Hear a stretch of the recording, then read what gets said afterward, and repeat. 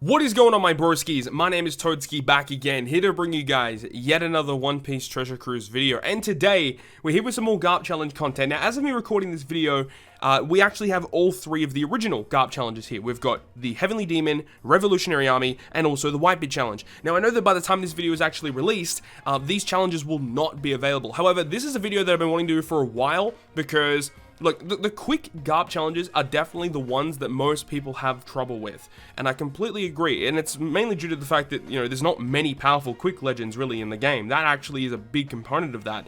However, I did actually formulate a team that was able to beat all variations of the quick variation of all the Garp challenges right here. Now, with this team here, we do have a couple of really powerful subunits. First of all, is we do have access to the Redhead Pirates, or the Shanks Crew Legend, as a crewmate, as their switch effect every single turn generates matching slots, gives us an attack boost. Their special ability is really awesome as well with the 3.5 times chain lock. We also have the special rare recruit Bonsai Akainu. This Akainu is insane. The fact that he is a unit that can get rid of attack down, get rid of paralysis, and be a self-proccing defense down conditional booster is phenomenal. Now, we do have the Limit Break expanded pudding. It's actually really nice to have it expanded. I would suggest to do it if you have her. And then we also have Bobbin. But that is going to wrap up this little bit. But first of all, I want to give a massive shout out to the sponsor of this video. Become a legendary Warchief in the brilliant free MMO mobile strategy game Brutal Age Horde Invasion. Experience the most original PvE and PvP battles with your friends against monsters and even other players. Alright, so I'm currently logged on onto my account now, so I'm going to go ahead and do a summon for you guys. Now, the really cool thing about this is that in order to summon, you actually go ahead and spin a golden magic turtle. Hello? So we're going to go ahead and purchase one of those golden magic turtles, and hopefully we can get a really cool summon. So let's go ahead and spin, and let's see what we get as our character. And it's going to be Zyra, 3-star character. Unfortunately, not a 5-star character. There are 5-star characters available in the pool here, which would have been really cool. But another thing that's also really awesome is when you actually go out of your camp, and you'll actually be able to see the full entire map. You can zoom all the way out, and you can see everyone else's territory that has started building. And the cool thing here, we can go ahead and start going ahead and hunting monsters. So let's go ahead and do that. Let's go ahead and hunt a boar real quick, level 2 boar. So now that our team's marched over, we're going to go ahead and take on the boar. He's going to get taken down, and then we're going to get a bunch of resources for doing that, which is great. We take down the boar level 2. So our team had absolutely no problems whatsoever taking down the boar, the level 2 boar. So nothing really too fancy there. Now we're back here. We actually got a notification that my troops have returned. We can go all the way back, and during the battle, if we did take a little bit too much damage, we can actually go ahead and heal up our characters as well. But luckily for us, we're all good because it was only level 2 boar. And there we go. You know, there's some really cool functionalities that you've got here, and you can play with your friends as well, which is one of the cool things. You can take on other camps, take on other players. It's pretty awesome.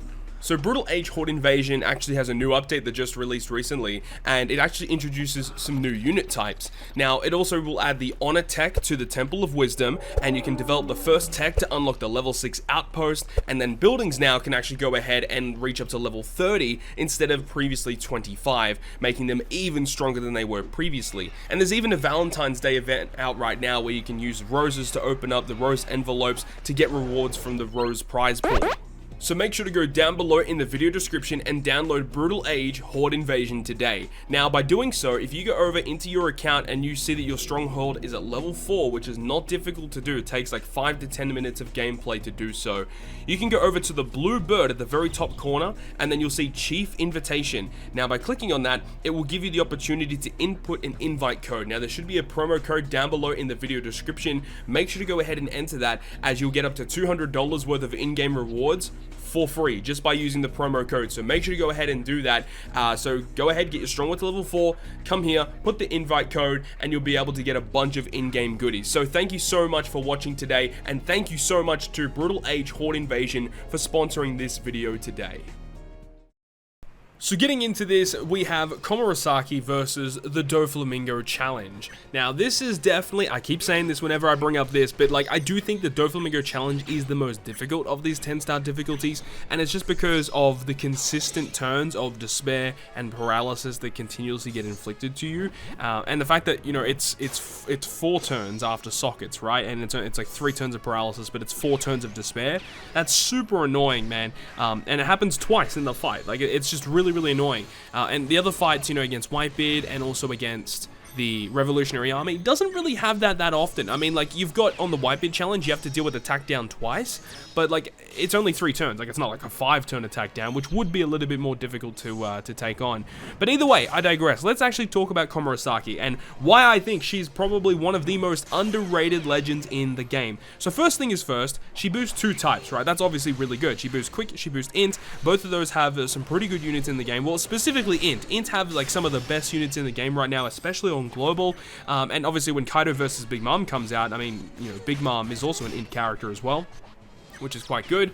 Unfortunately, the Komorowsaki will not be boosting any of the anniversary legends. You know, Luffy Sanji, also with the Sweet Commanders and Germa 66, and then even like Roger and Odin that came out recently as well. Unfortunately, like, she doesn't work well with those types of characters, which is a little unfortunate. Like, imagine if she was boosting like quick and strength or something like that. That would be absolutely absurd.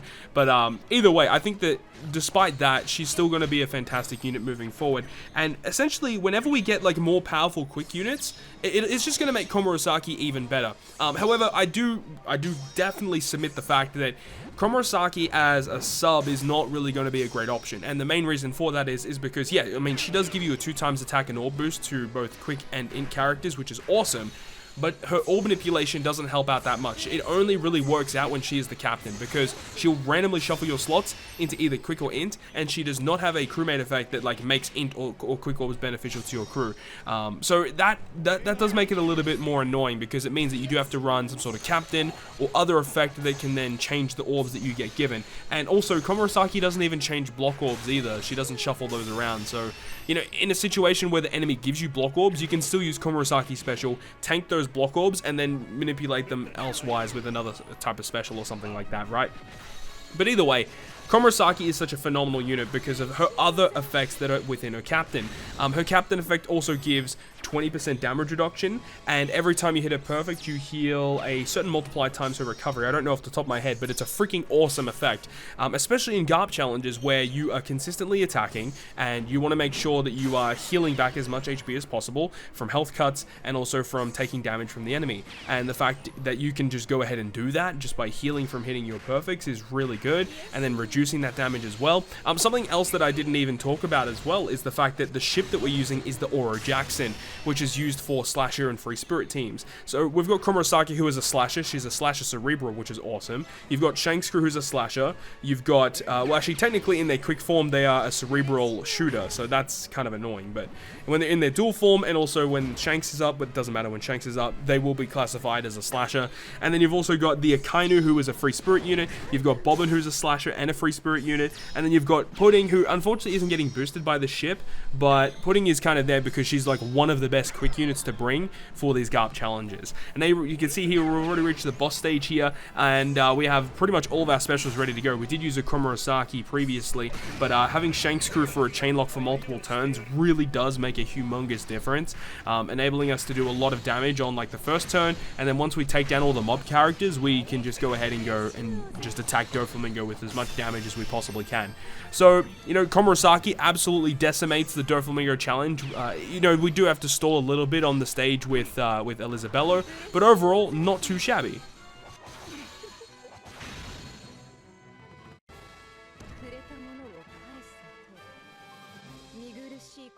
So now we move on against the Revolutionary Army GARP challenge, which in my opinion is probably the easiest one. So with this challenge is kind of interesting because in a lot of the boss stages, we are just going to be switching to give us the 1.5 attack boost from Shanks' crew, and then that's just all we're basically doing every single turn. Switch, attack, switch, attack, switch, attack. Obviously, we have to get rid of a couple of debuffs along the way here, so we're using Bobbin to get rid of the defense up, and just with the switch effect alone, we do have enough damage to take down Kuma here. Now, I do have a couple of supports which increase my stats, and also something to note as well is that every single clip that you guys are seeing in this video from, you know, using Komorowsaki is using the Bandai Friend Captain. The Bandai Friend Captain is not limit broken, it's not max special, it doesn't have any cotton candies, so that's a pretty severe disadvantage. It means that you're healing less as well because there's no candies, no limit break, etc. So there's lots of really, really bad things about using the Bandai Friend Captain, but even though you are using one in this clip, right, we can still clear it, which is so good. But just showing you that if you do have a friend captain that does have Komorowsaki, and you know it's got Cotton Candy, it's limit broken, it makes the team even easier to clear the content, which is great. Means you don't have to stall as much to get a second special back if you use it a little earlier on in the fight. But again, as I said, you know, every single one of these boss stages just continuously switching with Shanks Crew to give us a small attack boost, and that's pretty much it. We're good to go, right? And also generating matching slots is really, really good too. You know, Shanks Crew, you know, giving you half of your team matching slots. We have Komorowsaki making int orbs beneficial to our quick characters. We have the ship, the Oro Jackson, making recovery and tandem slots beneficial as well. So there's lots and lots of beneficial slots and lots of ways to get matching slots here, which is quite good. Unfortunately, these block orbs, we don't have a character to get rid of those, but you know, block orbs are not going to be very common in these 10-star difficulty GARP challenges at the moment, which is quite fine, honestly. And then that's pretty much it, right? You know, Komorowsaki with her 4x captain, which, you know, nowadays in 2021, a 4x captain is kind of mid, honestly. You know, no, I'm not even going to beat around the bush. A 4x captain in 2021 is not that great, and like, I don't really want to be using too many 4x captains in 2021, that's for damn sure. But I mean, when you just look at things, you know, we don't really have that many god tier quick units. I mean, a lot of people are going to say, you know, Legend Sugar is a god tier quick unit, and I mean, she is really good, but she's not the greatest for the 10-star difficulty GARP challenges. She is a little tricky to build with, and her special ability, while it is good, isn't always going to be the best option in a lot of situations, right? So it is kind of annoying, but Sugar is good, but not my favorite unit for the 10-star difficulty GARP challenges. And I mean, you guys have seen how many videos I've uploaded about the 10-star difficulty GARP challenges, and I mean, with all of the, you know, experience that I've had in these 10-star ones, I really dislike using Sugar or Smoker or any of those higher tier quick units because they're just not that good. But Komorowsaki is freaking awesome.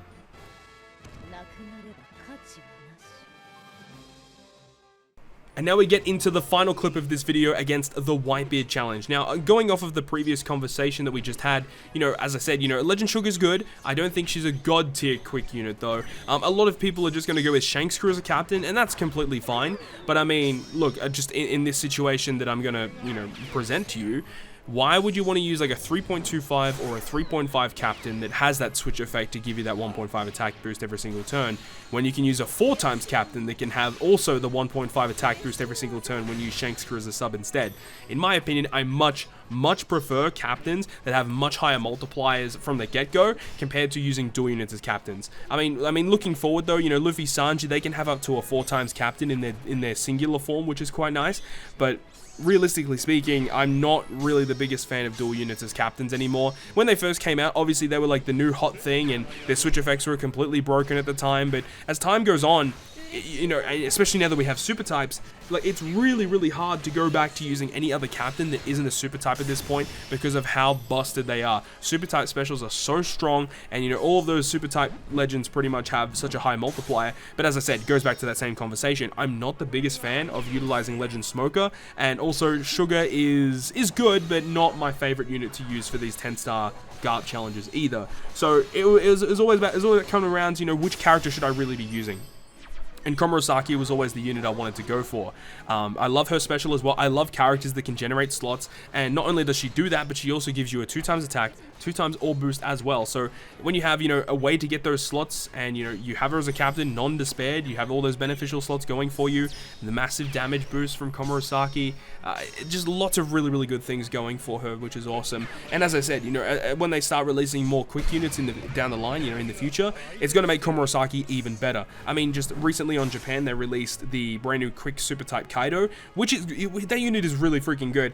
He has a super type special that will only proc under 50% health though, and Komorowsaki is a character that kind of doesn't want to be at low HP, but technically speaking, you could potentially do that if you wanted to, though I think realistically speaking, you'd probably just want to be using double Kaido for, you know, GARP challenges stuff. I mean, honestly, I think double Kaido is probably going to be the best way moving forward for the quick stuff, because, you know, as soon as you take damage, you just reflect back. Well, you don't really reflect back, but you just launch the special, which does a lot of damage back, and in a lot of cases, it's just going to instantly kill a lot of enemies, which is pretty awesome.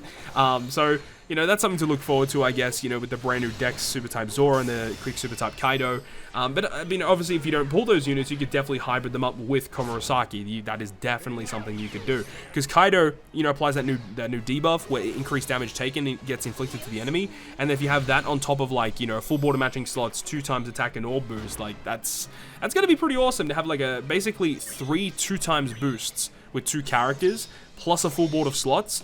Yeah, that's pretty strong. I mean, I really can't wait to see what they're going to do with Komorowsaki in the future, whether she gets a really good limit break expansion. I'm not sure if she has one yet on Japan, or if she gets like an insane 6+. I really hope she gets a 6+ that maybe puts up to like a 4.5 captain.